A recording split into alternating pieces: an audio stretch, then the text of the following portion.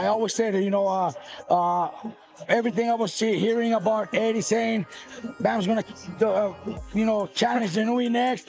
I'm already negotiating that. That's all bullshit. He was not negotiating nothing, because I'm also getting calls from people in Japan, and that's not true. He was not negotiating anything. I'm just gonna say it straight out.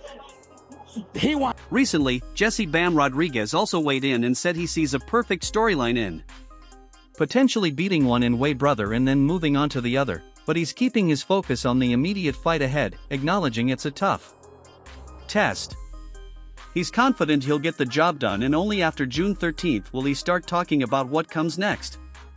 September, text October. you. If Turkey Al-Sheikh texts you on Monday and says, Robert, I got a bag for you for December, what are you going to say? Look, I'm going to tell him, let's do a package. Let's put me on the Mexico versus the Worlds, and then we do next year. Like you talking about the Canelo card in September, yeah, Mexico versus the world. Okay. Chispa Medina is a world champion. He's Mexican. There you go. That would be perfect right there. It would be a great unification, and then we could talk about Inoue. Robert Garcia emphasized that moving up in weight is never easy and always requires an adjustment period. He pointed to Bam Rodriguez's debut at 118 pounds, noting that Bam initially had to adapt to the size and strength of Antonio Vargas. However, once he settled into the fight, he found his rhythm, took control, and secured the victory.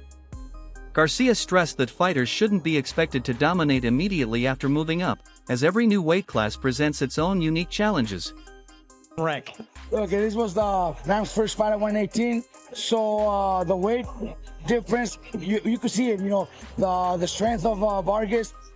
Bam felt it a little. It was a little awkward also, because his speed, 1-2-1-2s combinations that were a little awkward. But once Bam picked it up and started breaking him down, took care of business just the way he's always done. But it is a process. It's a process. We can't, once the fighter moves up in weight, we can't expect him to be as strong or as powerful or as dominant as he was in the lower weight classes. Every time you step up, you got to know that. Eddie Hearn explained that a future showdown with Naoya Inoue will largely depend on Turkey Al-Sheikh's plans and the opportunities available. While a unification bout with Takuma Inoue remains a significant option, Hearn made it clear that the ultimate objective is a blockbuster clash with Naoya Inoue. He also pointed to other possible routes, including a fight against fellow bantamweight champion Junto Nakatani. Ultimately, the decision will come down to the quality of the offer on the table. If the right opportunity doesn't materialize, Bam Rodriguez can continue collecting titles and unifying the 118-pound division for years to come. Hearn added that the team must first determine whether the Inoue fight is realistically achievable before making their next move. You have to really look at if the Inoue fight is going to happen, because otherwise the brother story, it's a unification, which is important, but obviously the narrative of that is to go and fight Naoya. So I think a lot depends on Turkey Al-Sheikh's plans for Naoya Inoue, and deciding whether that fight is going to potentially take place and whether we fight in between. I mean, look, there's not just the other Inoue brother, there's Chispa Medina, who is our other champion at 118 pounds.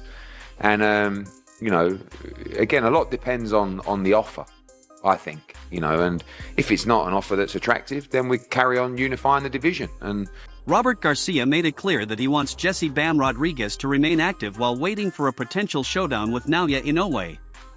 Garcia acknowledged that the fight could take place in late January or February, but he doesn't see any reason why Bam shouldn't have another bout before then. While Garcia believes Bam has the skills to beat Inoue right now, he explained that, as a trainer, he would still prefer to see him get one more fight at bantamweight before stepping into the biggest challenge of his career. Garcia feels that additional experience at 118 pounds would only strengthen Bam's chances heading into a mega fight with the monster. Taken from what Eddie has mentioned, that sometime in late January or February the fight could happen. Well, then yes, that fight could happen that day. But why can't we get one before that? That's as simple as that. We it's not like we don't want to fight Inoue. I think Bam is good enough to go out there and possibly beat Inoue, but one more fight would be the ideal thing for me to get as a trainer. It's not like we're changing the date. We're not asking, for 6 months later. The date doesn't change. I'm just asking for another fight against a solid 118-pounder, sometime in September or You October. like Medina in Saudi Medina, Arabia, right? Look, Mexico versus the world. Medina's born in Mexico, so why can't that happen? You know what I mean? I think Bam is. I want to keep Bam busy. That's what we have, a three fight per year. So why can't we make that happen?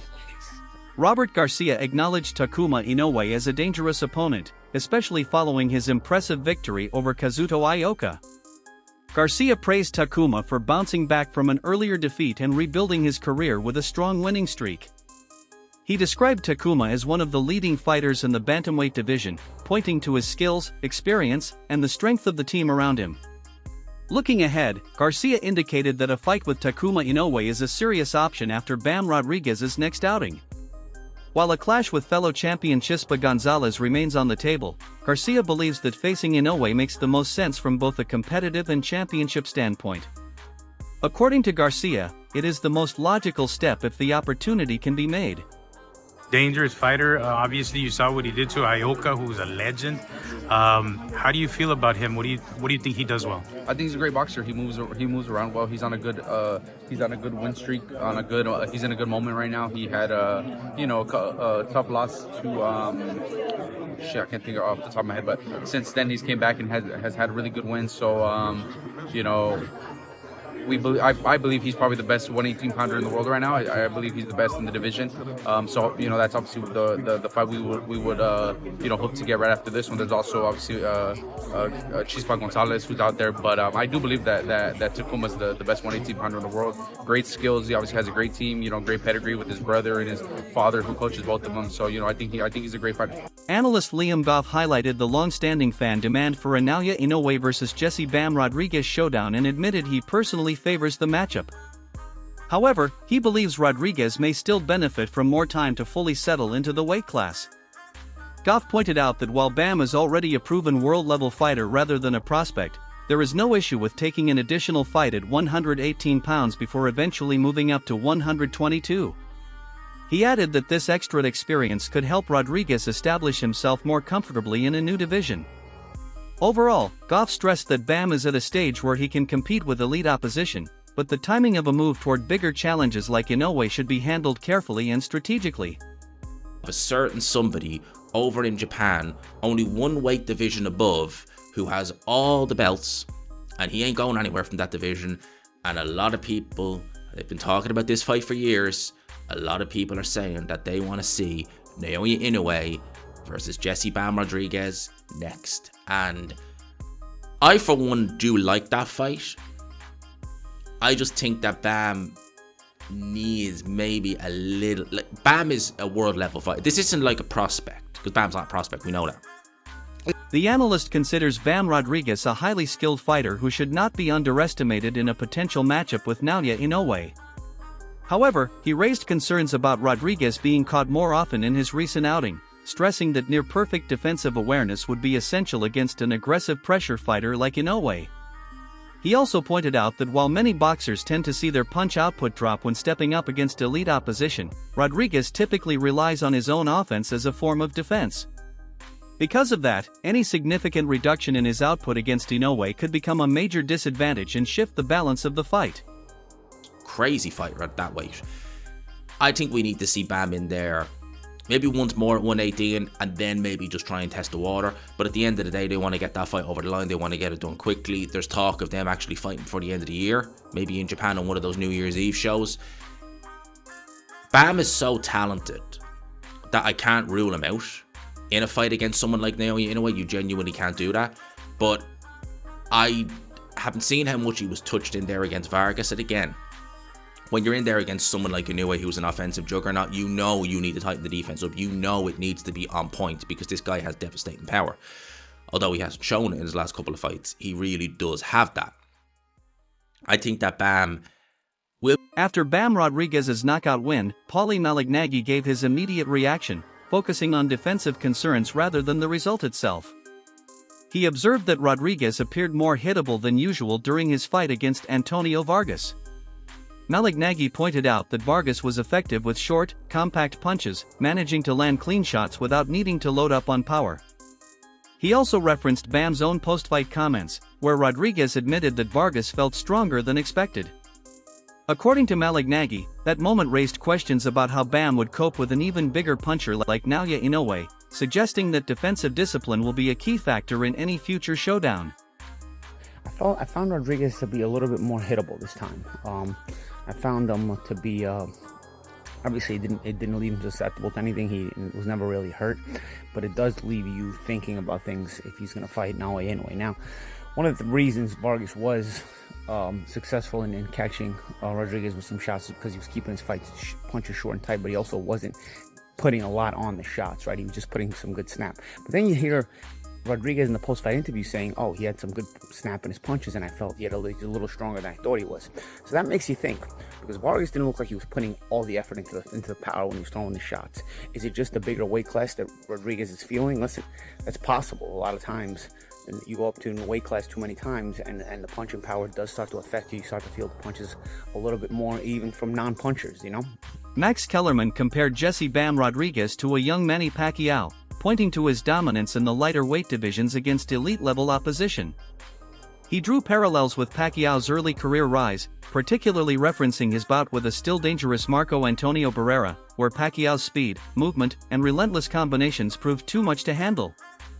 Kellerman suggested that Rodriguez displays a similar level of explosiveness and sharpness, making him extremely difficult for former great fighters who are even slightly past their prime to deal with.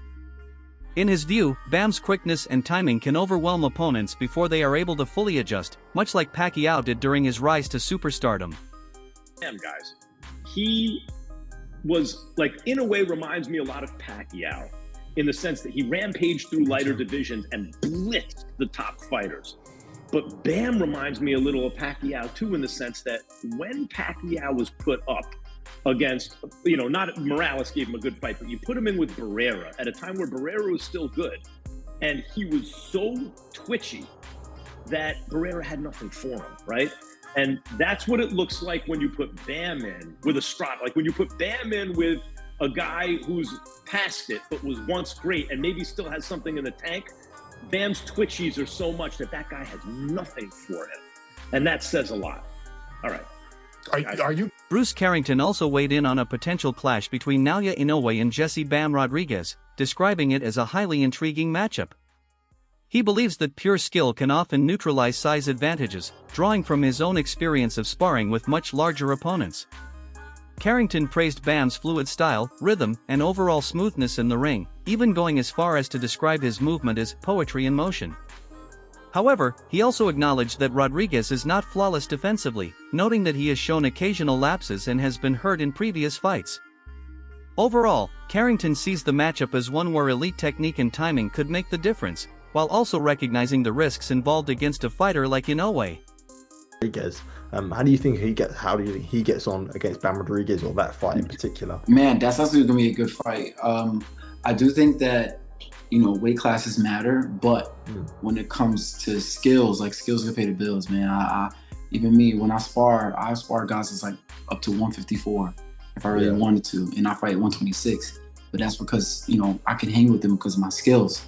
And I think that Bam has the skills to be able to hang with a guy like Inoue. Like Bam he's so swift and so smooth. He might have little lapses here and there in his defense. We've seen, Bam get knocked down. We've seen Bam get hurt. But man, he gets into such a rhythm that it's like poetry in motion. It's like, man, like what the heck? So yeah, I think that I wonder if he has enough power to keep Inoue off of him. But the style matchup is great. I think that both of them fighting each other is gonna be very interesting, and I'm just gonna see if the fight is. Recently, Jesse Bam Rodriguez shared his thoughts on a possible long-term storyline involving the Inoue family. He suggested there is a clear narrative in facing one of the Inoue brothers first and then potentially moving on to the other, creating a path toward major fights in the division. However, Rodriguez made it clear that his full attention is on the challenge in front of him. He acknowledged that his upcoming bout is a difficult test and stressed that he is not looking beyond it at this stage. Confident in his preparation, Bam stated that he expects to get the job done, and only after June 13th will he begin discussing future opponents and bigger opportunities. I think that's like almost the perfect storyline to the Inoue fight. Beating his brother and then going and fighting the second brother. So I feel like I just need to stay focused on this fight, man. You know, it's a tough fight that I have in front of me, and I know I can get the job done. I will get the job done. So after that, after June 13th, then we can talk about the future. If you enjoyed this breakdown, make sure to like and subscribe. We'll keep you updated on every move these fighters make.